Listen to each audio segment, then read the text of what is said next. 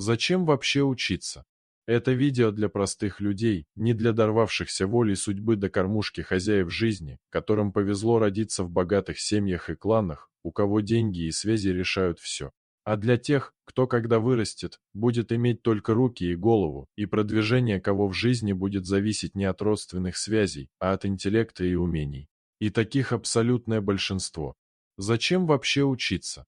На первый взгляд это идиотский вопрос, но, к сожалению, только на первый. Проблема в том, что не все понимают, зачем нам знания. В общем, очередная порция моей нудятины, но заваривайте чай, поехали. Итак, как легко догадаться, в основном эта проблема касается школьников и отчасти студентов, но в основном, конечно, школьников. А я не хочу, мне лень, у меня не получается, в школе плохо учат, у нас в классе никто не учится, зачем мне быть заучкой? Каждый родитель, кто с этим сталкивался, может легко дописать еще пару строчек детских отмазок.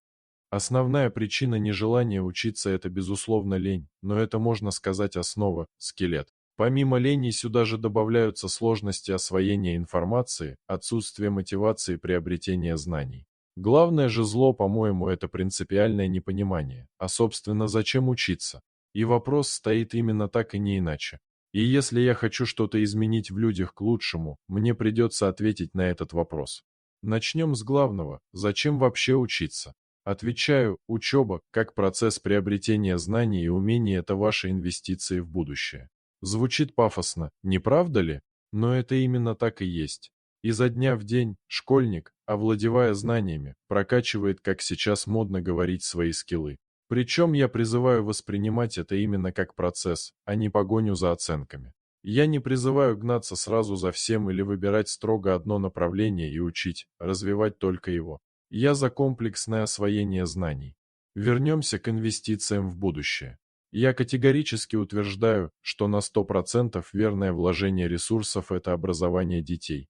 Нужно стремиться к тому, чтобы ребенок был образованный. Я не имею в виду купить ему диплом или оплачивать учебу, хотя необходимость оплаты учебы – это практически неизбежная данность. Здесь я не хочу поднимать тему про хорошо это или плохо. Если вы можете это изменить, сделайте это прямо сейчас, а если не можете, то надо принимать как есть. Образованные люди востребованы везде. Для меня образованный человек – это человек с развитым интеллектом, имеющий и постигающий знания, развивающий свои умения, а не просто имеющий высшее образование.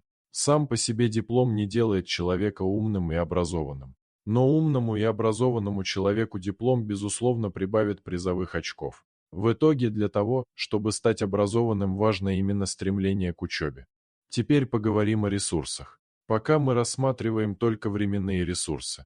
Главное, что мне хочется донести, это мысль не терять зря времени. В моей жизни огромное количество времени было потрачено впустую, и поскольку время вам никто никогда не вернет, так важно его ценить. Это не значит, что не надо играть в игры, гулять, общаться с друзьями, влюбляться в конце концов. Мы всего лишь люди, все это нужно. Просто при всем при этом важно не забывать про главное, а главное – это ваше будущее, и каким оно будет, зависит во многом от вас. Дело в том, что школьный возраст – это практически идеальное время для освоения новых знаний, навыков и умений. Будучи школьником, вы можете легко начать учить второй язык, углубиться в математику, программирование, спорт, музыку. Этому, безусловно, способствует отсутствие необходимости ходить на работу и наличие просто огромного свободного времени. Да, нужно делать уроки, но при совсем небольшом последовательном приложении усилий это не вызовет сложностей. Важно просто изо дня в день пересиливать себя и заставлять делать себя то, что не хочется. И тогда все будет нормально. Посмотри, к примеру, на родителей. Спроси их: «Мам, пап, а вы хотите сегодня идти на работу?» Ответ, возможно, тебя удивит. Мы ходим на работу не потому, что хотим, а потому, что так надо. Родители ходят на работу, чтобы обеспечить детей сейчас, чтобы дети были сыты, обуты и одеты. Таким образом, родители создают благоприятные для жизни условия, детям остается только воспользоваться всеми доступными возможностями для обеспечения своего будущего. Сейчас как никогда все способствует учебе, интернет, все знания мира перед тобой, языки, науки, книги, все, что угодно и многое, даже не вставая со стула, многое можно найти совершенно бесплатно. Мне в моем детстве такое не снилось в самых розовых снах. Но на что же многие школьники тратят свое драгоценное время как самый ценный ресурс? Соцсети, видеохостинги, шатание по улицам, игрушки в телефоне. При этом часто подросткам важно, чтобы их заметили, обращали внимание, прислушивались к их мнению. Улучшать себя знаниями, к сожалению, готовы немногие, почти всем хочется славы и признания просто так, по праву рождения, здесь и сейчас. Ну а как? Я же Иванов Ваня дал себе труд родиться, а меня учиться заставляют, не разрешают играть сутками напролет, не понимают мою тонкую натуру и вообще почему-то жизнь не сказка. Сейчас вообще пошла мода среди подростков пытаться вычурно выделиться среди других. Одежда, обувь, телефоны, прически и окрас волос, пирсинг, косметика, ну и, к сожалению, курение, алкоголь, наркотики, опасные для жизни. Увлечения и активности вроде зацеперства, руферства, сталкерства по заброшкам, новых опасных игр на вроде «а слабо перебежать дорогу перед машиной». Все это однозначно осуждаю. Вообще вот эта тема про слабо должна быть родителями с ребенком обсуждена от и до, это корень зла. Бывает очень трудно пойти против группового убеждения, но это необходимо. Нужно научиться говорить «нет». К примеру, а слабо затянуться, а слабо выпить, а слабо попробовать таблетку. Список можно продолжать и продолжать. Подростки, к сожалению, как правило, не склонны к обстоятельному обдумыванию и долгосрочному планированию своих действий. Многие вещи происходят спонтанно, на взрыве эмоций. А давай. Мне не слабо. К сожалению, многие вещи исправить бывает нельзя. Всем и каждому рекомендую фильм «Со дна вершины». Там, пусть и в хэппи-эндовской истории, показана несправимая ситуация, как ребенок стал инвалидом и которой легко было избежать, но случилась она именно из-за эмоций и необдуманного поступка. Поэтому важно никогда и ни у кого не идти на поводу. Кому-то будет сложно это осознать, но почти во всех этих играх на слабо кто-то за счет кого-то пытается самоутвердиться или извлечь те или иные для себя выгоды. Кто-то и просто будучи подростком идет на преступление ради денег или чтобы показать другим свою крутость. Таков мир вокруг нас и важно правильно его воспринимать без розовых очков. И еще, как взрослому человеку мне хочется донести до подростков простую мысль. Закуривая сигарету или вейп, ты не выглядишь как взрослый, ты просто ребенок с сигаретой, помни об этом и не питай ненужных иллюзий. Возвращаясь к теме ролика. В школе важно не получать оценки, а учиться учиться. Я не оговорился. Важно именно научиться учиться. Жизнь такова, что навык к быстрому обучению один из самых важных. И из ниоткуда взяться ему некуда. Его нужно именно изо дня в день тренировать в себе. Как я уже говорил, важно уметь пересилить себя. Можно начать просто с уроков, делать их без понуканий. Читайте книги, сейчас как никогда открыты все возможности. Запишитесь на спортивную секцию.